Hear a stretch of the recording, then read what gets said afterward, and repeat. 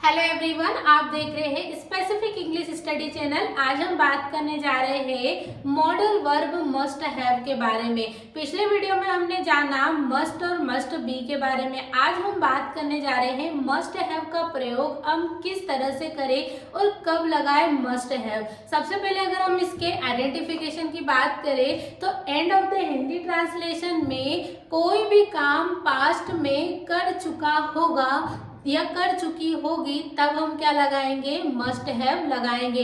या किसी भी काम को करने के लिए कोई भी सर्टिनिटी निश्चितता के लिए हम क्या लगाते हैं, मस्ट हैव लगाते हैं। या कोई भी काम पास्ट में कंप्लीट हो चुका है या हो चुका होगा के लिए हम क्या लगाएंगे, मस्ट हैव लगाएंगे। नेक्स्ट अगर हम बात करें इसके स्पेसिफिकेशन की कि किस किस सिचुएशन में हम लगाए मस्ट हैव, तो सर्टिनिटी निश्चितता के लिए, डिडक्शन एंड नेसेसिटी या आवश्यकता के लिए, जब कोई काम पूरी तरह से कंप्लीट हो चुका होगा या अवश्य ही हो चुका होगा तब हम लगाते हैं मस्ट हैव नेसेसिटी या आवश्यकता के लिए। आगे हम इसके स्ट्रक्चर की बात कर ले तो इसमें क्या आएगा, subject then must have plus verb के साथ कौन सी फॉर्म होगी, थर्ड फॉर्म आएगी देन ऑब्जेक्ट। जैसे कि यहाँ पर एक सेंटेंस दिया गया है, they must have forgotten the address, they must have forgotten the address, वे एड्रेस भूल चुके होंगे या वे जरूर एड्रेस भूल चुके होंगे। तो इस तरह से सेंटेंस बनेगा। नेक्स्ट है he must have enjoyed the movie, वे जरूर इस मूवी को एंजॉय कर चुके होंगे। तो इस तरह से हम क्या बनाएंगे, कर चुके होंगे, कोई भी काम पास्ट में कर चुका होगा तब हम क्या लगाए, मस्ट हैव लगाए। नेक्स्ट अगर हम बात करें she must have cooked food, वह जरूर खाना बना चुकी होगी। क्या किस में बात करें, पास्ट में, ठीक। तो नेक्स्ट हम बात कर रहे हैं Rohan must have completed the task by now, Rohan ने टास्क कंप्लीट कर लिया होगा या अवश्य ही कर लिया होगा। इस तरह से सेंटेंस बनेंगे।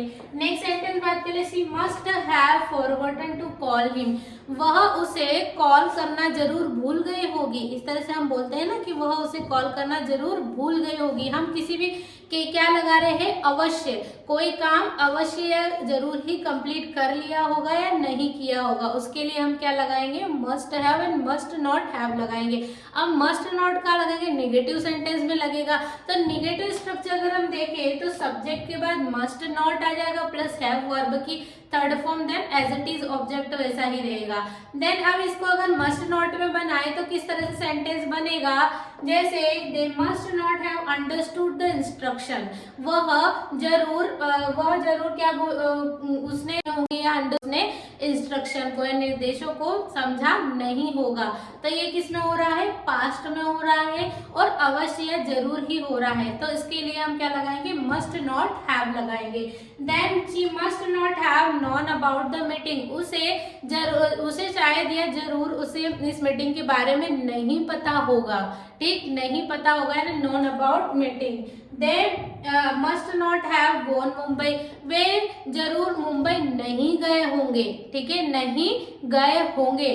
तो उसके लिए क्या आएगा, दे must not have gone Mumbai. यहाँ पर थर्ड फॉर्म लगेगी। तो थर्ड फॉर्म हमें याद रखना है कि मस्ट हैव के बाद थर्ड फॉर्म लगेगी एंड देन ऑब्जेक्ट लगेगा। आई होप आपको समझ में आया होगा कि मस्ट हैव का प्रयोग हम कब करें। तो आज के लिए इतना ही। अब इसका इंट्रोगेटिव में किस तरह से बनाएंगे, इसका भी सेंटेंस इंट्रोगेटिव नेगेटिव किस तरह से बनाएंगे ये भी देख लेते हैं। अगर हम इसी सेंटेंस की बात करें, दे must have forgotten the address, ठीक। अब इसमें क्या वह एड्रेस भूल चुके होंगे, क्या वह जरूर अपना एड्रेस भूल चुके होंगे, इसकी क्या आएगा, इसमें यहाँ पर मस्ट पहले आ जाएगा, देन सब्जेक्ट आएगा, फिर हैव, फिर फॉरगॉटन द एड्रेस। तो क्या आ जाएगा यहाँ पर, must they have forgotten the address, ठीक। फिर यहाँ पर अगर इंट्रोगेटिव बनाए तो must he have enjoyed the movie, must he have enjoyed the movie. फिर next must she have cooked food, फिर must Rohan have completed the task by now. तो इस तरह से हम इंट्रोगेटिव सेंटेंस बनाते हैं। Interrogative, negative and question word भी हम बना सकते हैं। आई होप आपको इतना समझ में आया होगा, इतना क्लियर होगा कि मस्ट हैव का प्रयोग हम कब और कैसे किस तरह से करते हैं। Thank you very much for watching this video.